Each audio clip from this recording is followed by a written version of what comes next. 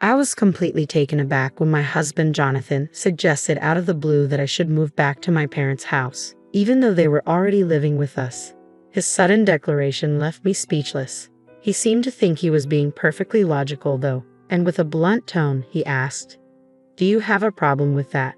Don't argue with me. I'm fine with divorcing you if you do." His behavior had grown cold and distant recently, and I'd been wrestling with my own frustrations. I had even considered the possibility of divorce, but I never imagined he'd be the one to force me out of our home. After all, I was the one covering our $3,200 monthly expenses. Did he even recognize that?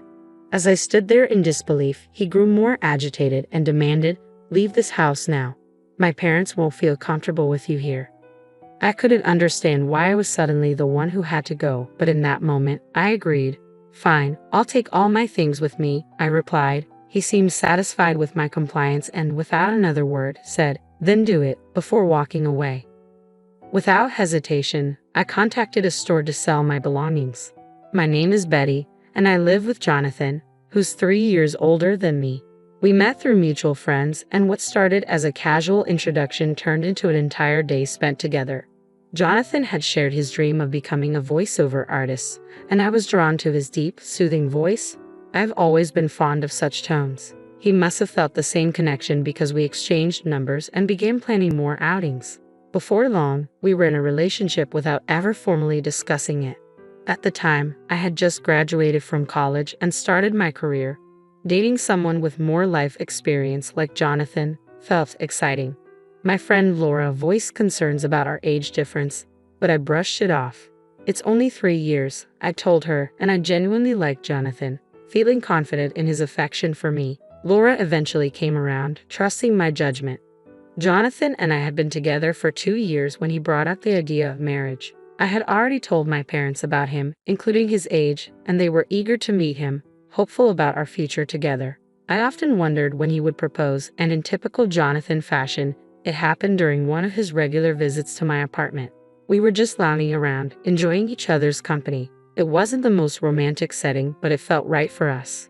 Then, without much fanfare, he popped the question. I casually responded, "Sure, let's get married." Maybe we both approached the idea with a laid-back attitude. After Jonathan proposed, we made the usual rounds of visiting each other's parents. But when we went to his family's house, it quickly became clear that I didn't quite mesh with them. The house was filled with decor meant to imitate old-fashioned luxury, but it all felt rather forced. His parents wore expensive clothes and flashy jewelry, giving off the impression that they were trying too hard to appear wealthy.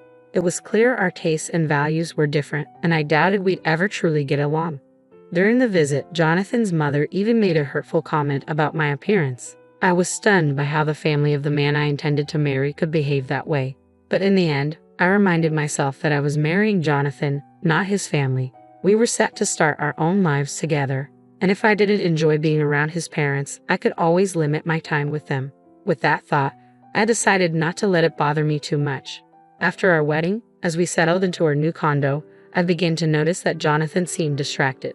One day, out of the blue, he asked, "Hey, who was that woman in the blue dress at our wedding?" Given that several guests had worn blue, I couldn't immediately figure out who he meant. "Which woman in a blue dress?" I asked, trying to jog my memory. "You know, the one who gave a speech as your best friend," he clarified. "Are you talking about Laura?" I replied, realizing that Laura had, in fact, worn a blue dress. "Yes, that's her," Jonathan said, though his tone carried a hint of unease. I was puzzled. "What's wrong with Laura?" I asked, sensing something off. "Oh, it's nothing," he said, brushing it off. "Just something I noticed the other day. I thought I saw someone who looked like her on my way to work," Jonathan said, his expression a bit unsettled. "It reminded me she was your best friend who spoke at our wedding." I was confused by Jonathan's sudden curiosity about Laura and his flustered response, but before I could ask more, he laughed awkwardly and retreated to his room. Not long after, Laura called me, brimming with excitement. "Betty, my boyfriend's coming back to Canada next year," she exclaimed. Laura and her boyfriend had been together since high school, having known each other since childhood. He had moved away in middle school, but they stayed close, first through letters and then by reconnecting in high school when he finally confessed his feelings for her. I had always loved hearing about Laura's romantic adventures. Even though her boyfriend had been working abroad for a few years, the relationship had remained strong. "Do you think he'll propose when he's back?" I teased. Laura giggled. "Maybe, but you're always jumping ahead, Betty."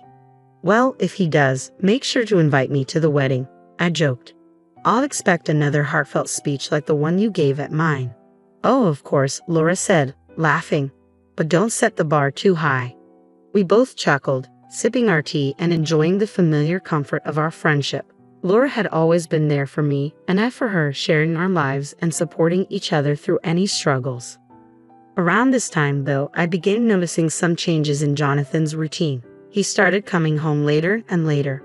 "Working late again tonight?" I asked one evening as he walked through the door. "Yeah, why?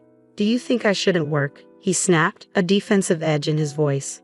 Jonathan had never let go of his dream of becoming a voiceover artist, and while I admired his dedication, it was starting to take its toll. He juggled several part-time jobs to pay for his voice artist training, but all his earnings went straight to that, leaving me to cover all of our living expenses. Saving money together felt impossible, and the strain was becoming more obvious with each passing day. As his hours at his part-time job grew longer, my concern deepened. "Hey, haven't you been working too much lately?" I asked, trying to sound supportive. "They shouldn't be making you do so much overtime, especially for a part-time job." He brushed me off, unwilling to discuss it, but deep down, I knew his relentless pursuit of his dream was starting to create a rift between us, both financially and emotionally. One day, I finally spoke up. "I told you, I'm worried." "I'm fine. More money is always better. Just keep your opinions to yourself." Jonathan snapped back, his tone colder than ever. By that point, he had grown distant, barely acknowledging me, and had stopped using my name altogether. He only referred to me as you when we spoke, and I had hoped that marriage would bring more warmth, more connection between us. Instead, his words had turned sharp and dismissive. The gentle, soothing voice I had fallen in love with had become rough and harsh. Jonathan had also been drinking more, and his voice even sounded hoarse at times, a concerning issue for someone aspiring to be a voiceover artist.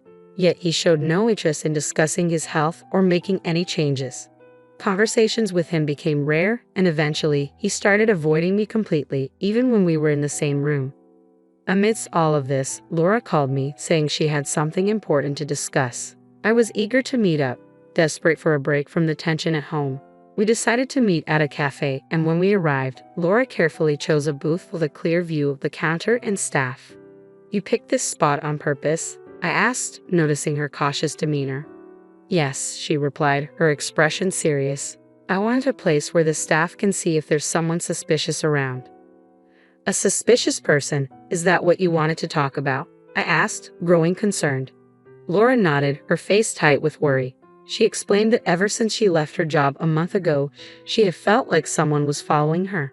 Lately, she even sensed she was being watched on her days off. The reason she picked that particular booth was because she feared the person might try to eavesdrop on our conversation. "Have you gone to the police?" I asked. "I did, but since there's been no direct contact, they said there isn't much they can do," she sighed. "What about your boyfriend? Isn't he coming back next month? Maybe he can help," I suggested, hoping she had someone nearby for support. "I'm planning to talk to him, but I wanted to talk to you first. You're closer," she explained, her voice tinged with unease. The weight of Laura's words hung in the air, and as we sat there, I realized that both of us were caught in unsettling situations. Her with a potential stalker, and me with a marriage that seemed to be unraveling before my eyes. I understood Laura's need for immediate support. She hadn't gotten a clear look at her stalker, making the situation even more frightening. She couldn't tell if the person was a man or a woman, and the constant fear was wearing her down. Determined to help, I discreetly started watching from a distance, hoping to identify who was following her. At the same time, I was wrestling with my own troubled relationship with Jonathan, but I couldn't bring myself to talk about it yet.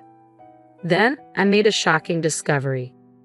The person shadowing Laura was none other than my husband, Jonathan. He had always claimed to be working late, but I noticed that after his shifts, he would linger near Laura's workplace and follow her when she left. Seeing him do this was beyond unsettling. The man responsible for my best friend's fear was my own husband. Jonathan's behavior completely shattered my perception of him.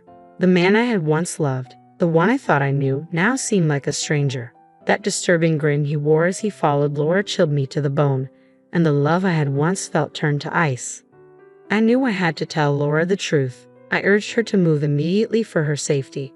With help from her colleagues, we arranged for someone to drive her from the underground parking lot to her new residence, taking every precaution to ensure she remained safe. As Laura made her escape, Jonathan's frustration grew. His anger eventually erupted. "My parents are going to live here, so you need to go back to your parents' house," he demanded one day, completely out of the blue. I was shocked by the sudden and unreasonable ultimatum. "If you have a problem with that, then I'm fine with divorcing you," he spat, losing his temper. Though I had already considered divorce many times before, hearing him say it so callously hit me hard. The reality of our crumbling relationship finally became undeniable.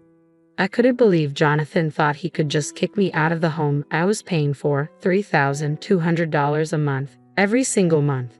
Did he even remember that? I gave him a skeptical look, but he just snapped, "Just leave already. My parents can't move in if you're still here." His words didn't make any sense. "Why do I have to leave? I don't understand," I said, trying to keep my frustration in check. "Okay, I'll take everything I bought with me," I replied calmly, despite the whirlwind of emotions inside me. Jonathan, impatient, waved me off. "Hurry up, then," he muttered as he walked away. Wasting no time, I contacted a local buyback service. The next day, they arrived at our apartment. Jonathan watched with a smirk, thinking I was just packing up to leave. His smugness quickly evaporated when the workers began evaluating all our furniture and appliances, everything except for the items in his room. Once the staff finished, they handed me a quote. "The total value is $299,000, the worker said. "Okay, sell it all," I replied without hesitation. Jonathan's shock was instant. He grabbed my arm, his voice panicked. "Why are you selling everything? My parents are going to live here. How can they without any furniture?" I pulled my arm free and looked him dead in the eye. "What do you mean? When we got married, you told me you were broke because of your acting classes. You asked me to handle the rent, the furniture, and all our living expenses. Now, with your parents moving in, you can cover the $3,200 a month yourself, right?" Jonathan went pale as reality hit him. Desperate to save face, he tried to regain his composure. "You think talking about money will stop the divorce? Who do you think you are?" he sneered. "I've already gotten close to a rich lady," he added, striking a ridiculous pose. His words made my blood boil, but I stayed calm, remembering how Jonathan had been stalking Laura recently. If that was his idea of getting close, his perception of relationships was more twisted than I thought. Laura, who came from a wealthy family, her grandfather a successful businessman, and her father his successor, never flaunted her money. She lived just like the rest of us, modest and down to earth. Jonathan, however, must have found out about Laura's background and saw her as a ticket to the life he wanted. It infuriated me that he thought wealth made someone more desirable, but I knew the truth. Laura would never be interested in him. She had been with her high school boyfriend for years, and he was returning soon with plans to marry her.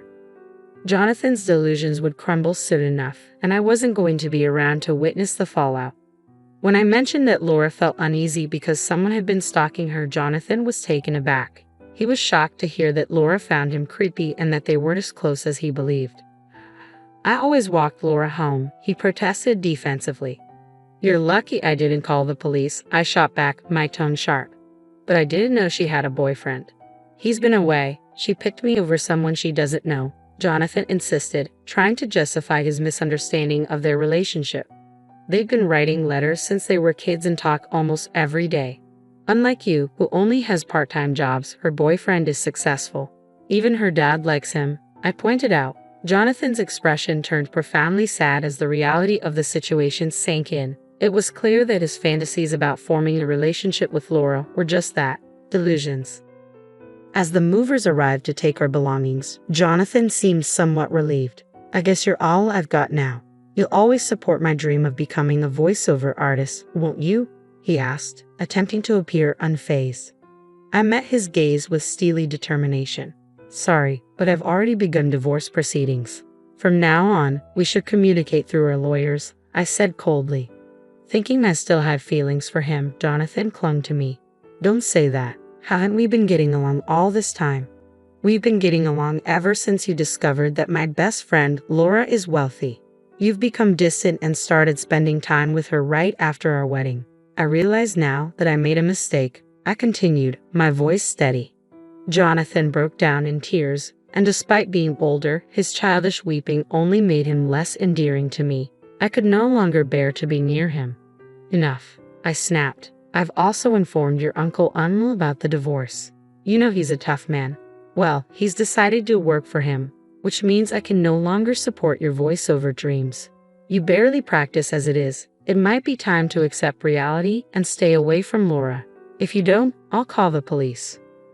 With those final words, I left, determined not to look back. For now, I would stay with my parents, though I considered moving closer to my workplace if I found a suitable place.